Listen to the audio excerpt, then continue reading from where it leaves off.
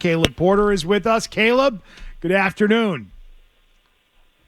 How you doing, guys? I thought you'd put on the I Don't Always Get What I Want song, but I'll take the other one too. I wouldn't do that to you. Are you going to the show? Are you going tonight? I'm not. It's an early morning. I'm in at 7 tomorrow. We're leaving for Nashville after training, so it's just I got to get this win this weekend. That's more important than watching the Rolling I pulled Stones. all-nighters before. Yeah, but you could go to the show and then just sleep in the office. Yeah. You won't even have to battle the traffic or anything. Yeah. I need to be at my best, but no, there's some employees going. It's also just a long trip for me to go home and come back, and you get it. So Yeah. I got bigger fish to fry right now.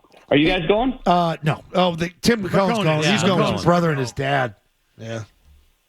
I'm going to go to Zach Bryan, though, for sure. I'll be there. 'Cause he's coming. Hell yeah. That's an expensive so I'm ticket. definitely going to that You one. don't want to miss Chesney either. He's doing 3 nights. That's gonna McCone, do be you not have a awesome. ticket for that yet? That one's too expensive. Yeah. What? Those are going for like Ca- $600 a ticket. Caleb's going to take you. All right, perfect. Right? Is that Wow. fair to say? We'll make a night of I'll it. get you a suite. All right. I'll get you a suite. I'm in. There's a win for you. Very good. What is it? You've told us you're a country guy. What is it on the playlist that might surprise us? That isn't country.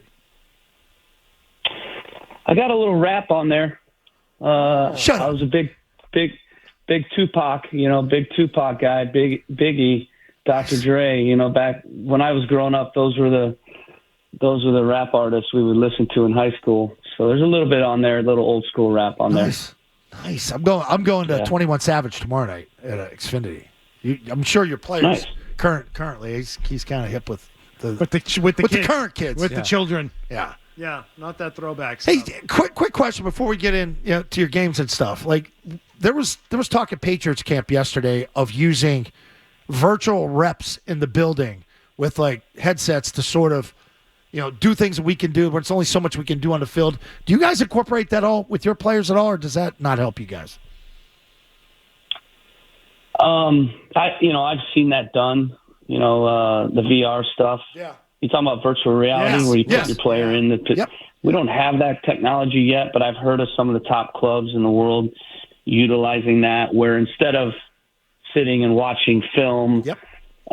you make it more, you're in it, you're in that moment, and now you're in that position. And,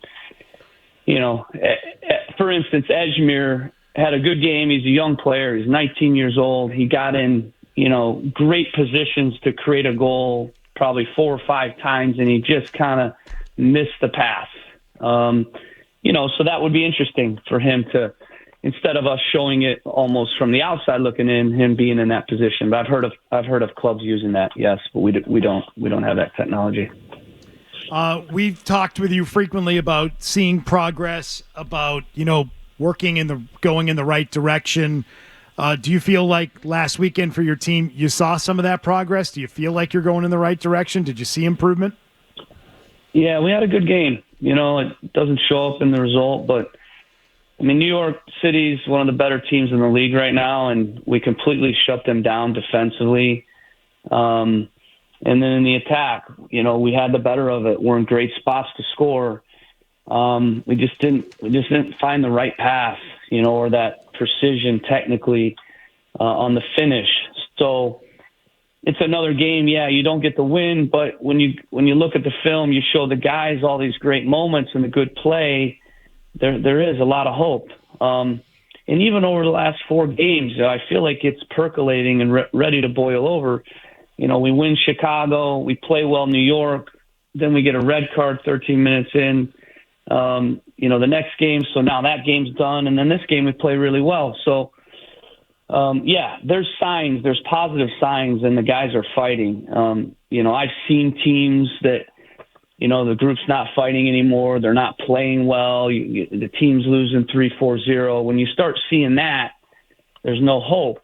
And, there still is a lot of hope in this group, and their attitude has been great. And it's just keeping them confident. That's the biggest thing when you're not getting results, because, this brain of ours, when it kicks in, it can be tough when you're losing, because it continues to tell you you're losing. Right. And Yeah.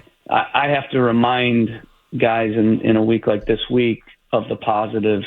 And sometimes it's hard to do that if you're not playing well, but this week it was easy for me to be positive because it was a good performance overall. Hey, box scores, they can be deceiving at times. Everybody likes to look at stats. I mean, like we get inundated with Celtics fans. They'll shove box scores down your throat to tell you how a guy did. Can you say, like, guy didn't register on the box score, but you know what? I'm really seeing improvements from this guy, even though it didn't register points-wise. Yeah, a lot of guys are playing pretty well right now. We need obviously always our number 9 to score and our wingers to help